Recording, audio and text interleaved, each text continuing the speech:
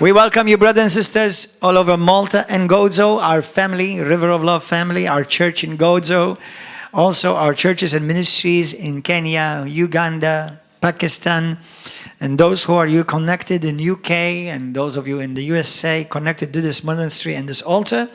We welcome you this morning. Listen carefully, intently, and receive impartation and information and revelation by the grace of God through the Word of God this morning. Let's pray together. Let's pray. Let us prepare our hearts to receive the Word of God together. Heavenly Father, we want to thank you for the privilege that we can receive the anointed Word of the living God. Precious Father, we magnify you. We glorify you. Our hearts are open to receive knowledge and information with revelation of your Word. And we are ready to receive impartation of the Holy Spirit. Bring us higher, O God, to the next level of our purpose, destiny, and calling by your grace, and to the glory of the name of Jesus. Amen. For the past month or so, the Lord has been ministering in my heart to speak about the Apostolic Church and the Apostle. Now, those of you who are from different nations, I think from Nigeria, Ghana, from African nations, from other nations like Italy, there are Christians who have become more acquainted with these things, and they are common. They've heard teachings.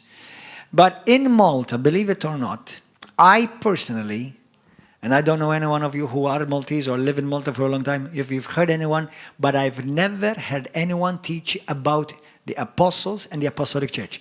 Anyone has heard? Apart from international preachers, I'm talking about. Anyone in Malta? Nor Catholic, nor evangelical, Pentecostal. I personally am not aware that they have taught any of this stuff. Now listen to this.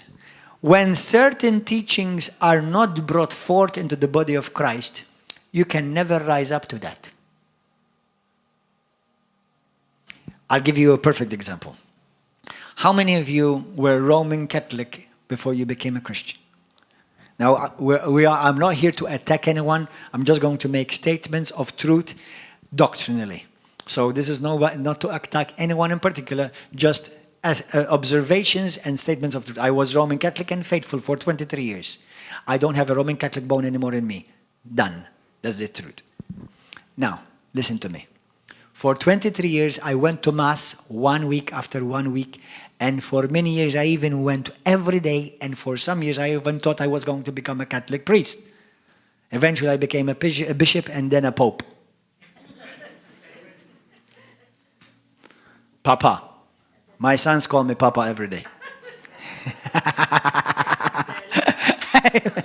So, joking aside, but for 23 years, in all my life, as a Roman Catholic, faithful Roman Catholic, I never once heard a Catholic priest preach, you must be born again. How many of you have never heard a Catholic priest say that? Do you see? So you could not be born again.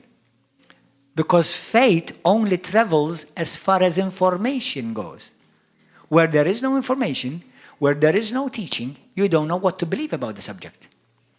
How many of you then, for example, I was saved, and I personally, thank God after I was saved in the 1st June of 1995, somebody preached Jesus to me. They told me how much that I needed to be born again if I'm going to go to heaven, and then I wanted to go to heaven for sure.